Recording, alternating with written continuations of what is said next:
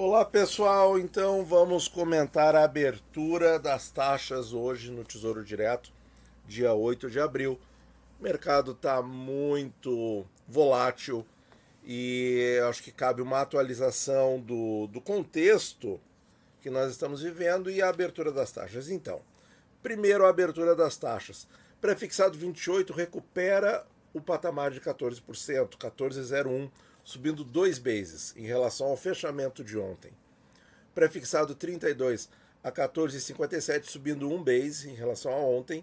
E R$ 402, pessoal. Tá caro, tá caro.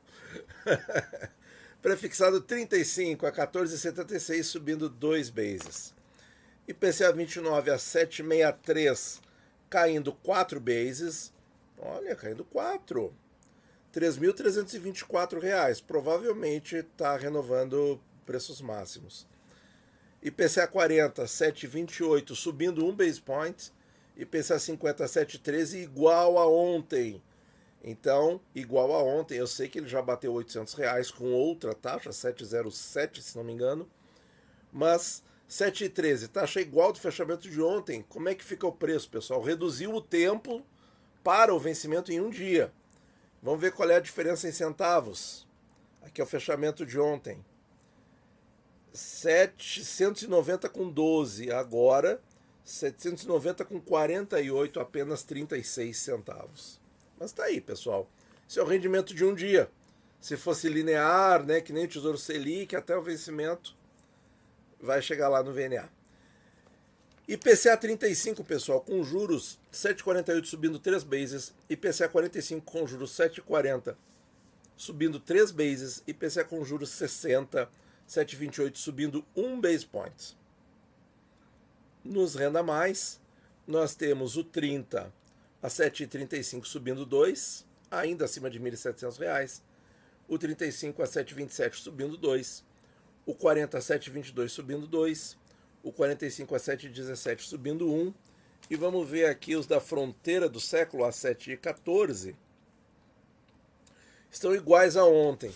Então vamos ver, o 60 ontem estava 225,57, agora está 225,68, 11 centavos mais caro na mesma taxa.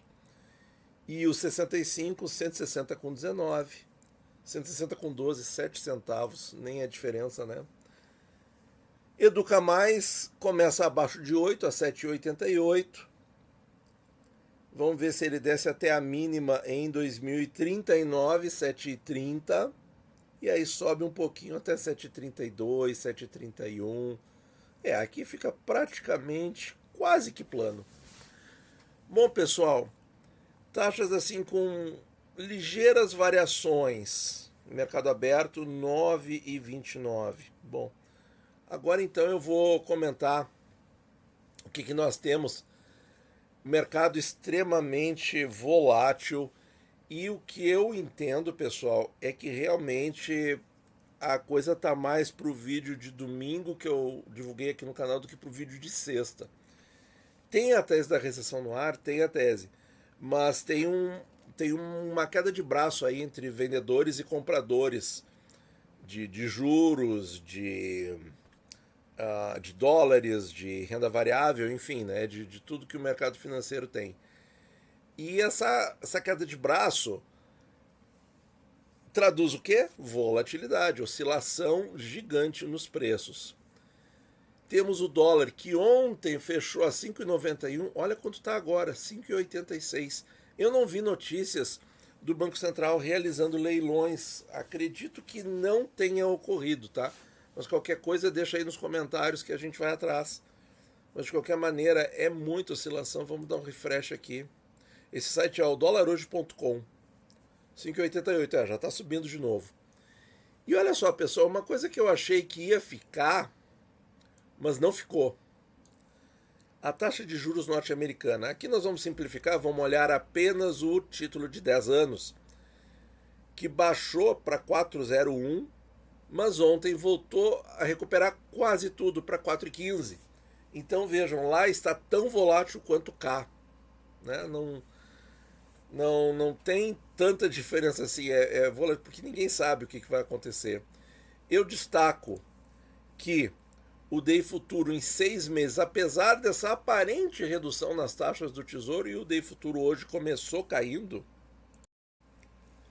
mas a curva de 6 meses, depois que ela subiu aqui para o patamar acima de 14%, batendo nos 15% e voltando, ela não abandonou esse padrão, pessoal. Essa que é a realidade, ó. Vejam aqui que não abandonou.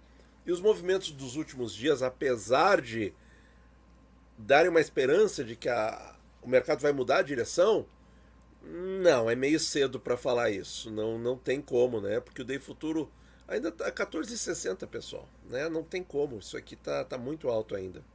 Tá? Destaco mais duas manchetes aqui para a gente ser bem objetivo. China cometeu o grande erro de secretário do Tesouro dos Estados Unidos jogam com um par de dois. Pessoal, o que ele está querendo dizer com isso? É só porque me chamou a atenção a referência ao jogo de pôquer, tá? O pôquer é assim, ó.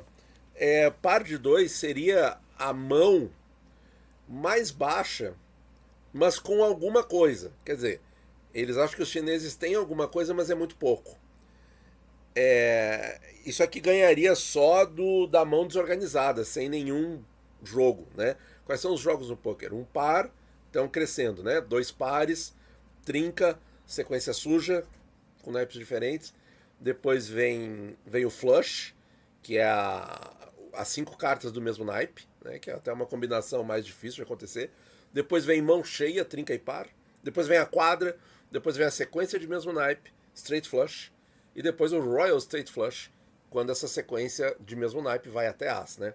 Então o par de dois, dois pares, trinca, sequência suja e tal, é a mão mais baixa, mas é uma mão. Quer dizer, nas trocas, ou se for o Texas Hold'em, né? Dependendo do que vier na mesa, se vier mais dois números 2, forma trinca e forma quadra. Então pode ir para as mãos mais altas. Então não é tão esperto assim esse comentário, eu achei. Então, mas aí é a avaliação deles, né? Eles acham que a China, então, tem muito pouco na mão. Eles acham que a China está blefando, né? Jogando com um par de dois. Quer dizer, está aumentando a aposta, aumentando a contraofensiva, enquanto que eles não teriam nada para mostrar, né? Porque no poker, depois que os jogadores fazem as apostas, e se um jogador aumenta muito a aposta e o outro paga para ver, outra expressão vindo do jogo, o cara tem que mostrar, né, a que veio, se ele estava blefando ou se ele tinha realmente alguma mão alta, né? Então paga para ver o jogo do outro. Então os americanos estão acusando a China de blefe, pessoal, é isso aí, tá? Então achei interessante aí a colocação deles, né? Como eu acho que não é todo brasileiro que conhece as mãos do poker, né? O que ele quer dizer com o par de dois? Ele quer dizer que está com um jogo mínimo ali, que só ganha de quem não tem nada. Né? E essa manchete aqui que eu achei interessante também. O mercado projeta 5 cortes de juros dos Estados Unidos em 25 e vê possível medida emergencial. Pela entrevista do Jerome Powell, isso aqui é boato. Né? Não dá para dizer que é fake news, mas é boato. É boato, é achismo, tá? Porque a ideia aqui é que os cortes ocorram um emergencial de 25 bases e mais 5 de 25 bases, cortando 1,5 ponto, o que faria a taxa cair de 4,5 para 3 até o fim desse ano. Eu duvido muito. A não ser que ocorra uma tragédia na questão dos empregos norte-americanos, o que não está dando pinta de que vá acontecer. Porque o último payroll veio forte, veio bom, tá? Então, realmente, a tese da recessão precisa de mais elementos para se estruturar, mas é uma fatia grande do mercado que está nesta tese. De novo, pessoal, não é que está acontecendo agora, é para o futuro. É com a implementação efetiva por algum tempo das tarifas mais altas. Só que antes da recessão, o que vem muito forte? O aumento de preços, né? A inflação. Isso aqui eu acho que deveria estar preocupando mais os investidores. Então, pessoal, é isso aí.